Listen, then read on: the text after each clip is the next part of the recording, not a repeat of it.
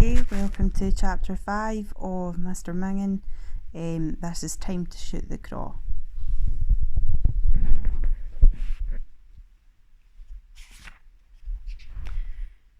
Monday morning, the first proper day of the Christmas holidays, a day Chloe had been dreading. She didn't hae ony friends she could text or email or SMS or Facebook or Twitter or whatever, but there was one person she wanted to see. By the time Chloe got to the bench, it was pouring rain, and she wished she'd at least stopped to take her umbrella. "The Duchess and I weren't expecting to see you again, Chloe," said Mr Mingin. His een skinkled at the surprise in spite of the rain.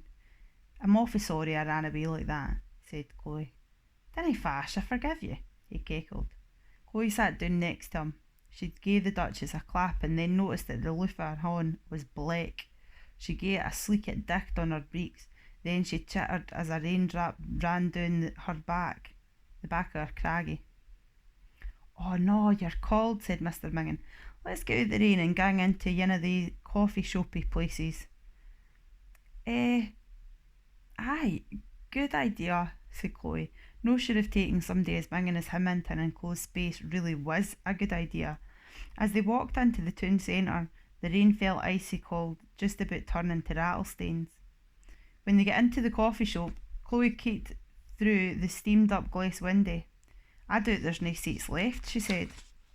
Unfortunately, the coffee shop was hoaching with Christmas shoppers, all trying to stay out the snell Scottish weather. "We'll just hate to try," said Mr Mingin, picking up the Duchess and trying to pose her under his tweed jacket. The Tink opened the door for Chloe and she squeezed herself in. As Mr Mingin gang in, the bonny aroma of fresh brewed coffee bolted. His own special reek replaced it. There was silence for a minute, then it was just pure murder bolus.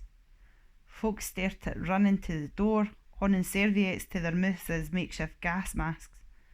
"Time to shoot the craw," screeched one of the staff, and his neighbours stopped making coffees and pitting buns and pokes and ran for their lives. "It seemed to be clearing out a wee bitty," announced Mr Mingin. Soon they were the only folk in the whole shop. "Maybe honking as bad as this has its advantages," thought Chloe. If Mr Mingin's super guff could clear out a coffee shop, what else could he do? Maybe he could clear out the local ice rink of skaters so that she could have it all to herself. Or they could gang to Alton Tours together and no have to queue for a single ride. Better yet, she could tack him in his guff into school one day, and if he was particularly howling, the headmistress would hae to send Obdy home and she could have the day off. "You tak a seat here, lass," said Mr Mingin. "Now, what do you want to drink?" A cappuccino, please," replied Chloe, trying to sound grown up. "I think I'll hae in and all." Mr Mingin shockled a hint the counter and started opening tins. "Right, twa cappuccinos coming up." The machines hissed and grogged for a few minutes, and then Mr Mingin donnered back over to the table with twa mugs of dark liquid, as yet unkent to man nor beast. Chloe taking a closer keek. It looked like black creche, but Chloe was well brought up to girn about it, and pretended to suit whatever it was he'd concocted for her. She even managed a near convincing "braw." Mr Mingin stared at his solid liquid with a dainty wee silver spoon he'd pulled out from his breast pocket. Chloe keeked at it and announced it, and noticed it was monogrammed with 3 wee letters delicately scrivet on the honno. She tried to get a better look, but he put it awa before she could right see what the letters were. What could they mean? Or was this just another bit of treasure Mr Mingin had chored on the job as a gentleman thief? "Say, Miss Chloe," said Mr Mingin, cowping her train of thought. "It's the Christmas holidays, is it no?" He'd taken a swig of his coffee, honing his mug perjuncty atween his fingers. "Why are you not hame putting decorations on the tree with your family, or wrapping up gifties?"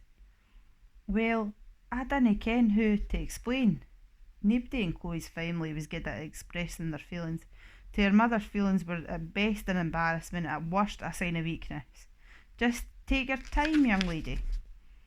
Chloe taking a deep breath, and it all came pouring out. What started off as a burn soon turned into a rushing river of emotion. She told him how her parents argued most of the time, and how once she was sitting on the stairs and she heard her mother shout, "You ken, I'm only staying with you because of the girls."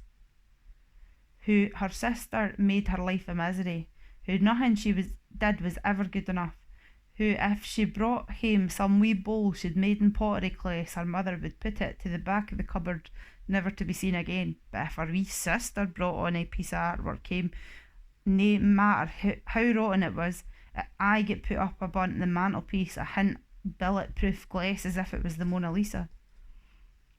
Chloe told Mr Mingin about how her mother was always trying to make her lose weight. Up until recently, mother had described her as round, but once she turned 12, mother rather cruelly started calling her fatty guts, or even worse, a hoose end, as if she was some kind of building. Maybe mother was trying to shame her into losing weight. In truth, it only made Chloe more miserable, and being miserable only made her eat more. Filling her gob with chocolate, crisps, cake felt like getting a much needed curry in. She told Mr Mingin how she wished whilst her dad would stand up to her mother, how she didn't find it easy to make friends as she was so blate herself, how she only liked making up stories, but that made her mother crabby, and how Rosamond did all in her power to make Chloe's life at the school an absolute nightmare.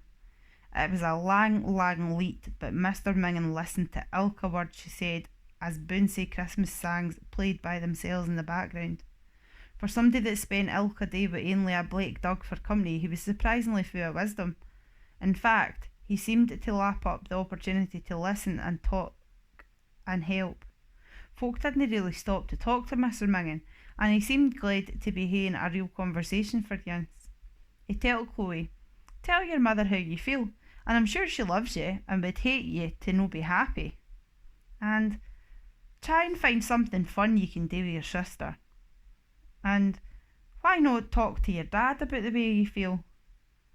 After all that, Chloe told Mr Mingin about how mother had arrived her vampire story to bits. She had to try gay hard not to agree. "That's awful, lassie," said Mr Mingin. "You must have been heartbroken." "I hate her," said Chloe. "I hate my mother." "Oh, didn't say that," said Mr Mingin. "But I do." "Oh, you're awful angry at her, of course you are. But she loves you, even if she finds it hard to show it." "Maybe," Chloe shrugged her shoulders, no convinced. But having talked about it, she felt a wee bit calmer now. "Thank you awfully muckle for listening to me," she said. "I just hate to see a young lassie like you looking so dowy," said Mr Mingin. "I might be old, but I can mind what it's like to be young. I just hope I was a wee bit of help." "You were a muckle bit of help." Mr Mingin smiled, afore letting the last mouthful of his volcanic brie slither down his thrapple. "Braw! Now, we'd better leave some siller for our beverages." He howked around in his pockets for some change. "Ah, mince, I can't read the board without my glasses. I'll leave 6pence, yon should be enough, and a tuppenny tip. They'll be glad of that. They can treat themselves to one of those newfangled video cassette thingamies." "Right, I doubt you'd better get heading home now, young lassie." The rain had stopped when they'd come out the coffee shop. They donnered down the road as cars squeaked past. "Let's change places," said Mr Mingin. "How come?" "Because a lady should aye walk on the inside of the pavement and a manny on the outside." "Really?" said Chloe. "How come?" "Well," replied Mr Mingin, "the outside's more dangerous cause yon's where the cars are, but I believe that it was originally in the old days when folk used to fling the contents of their shanties out the window and into the schucht. The person on the outside was more likely to get cacket." "What's a shanty?" said Chloe. "Well, I didn't want to be vulgar, but it's a portable cludgy, something like a Wayne's potty." "Yuck, yon's bouffin'. Did folk do that when you were a laddie?" Mr Mingin cackled. "No, yon's afore my time, bairn. Hundreds of years ago, in the 16th century. Now, Miss Chloe, etiquette demands that we change places." His old world gallantry was so charming it made Chloe smile, and they changed places. They done her side by side, passing high street shop after high street shop, all yowling that Christmas was coming, looder than the next yin. After a few minutes, Chloe saw Rosamond walking towards them with a small flotilla of shopping folks. It's the end of the chapter.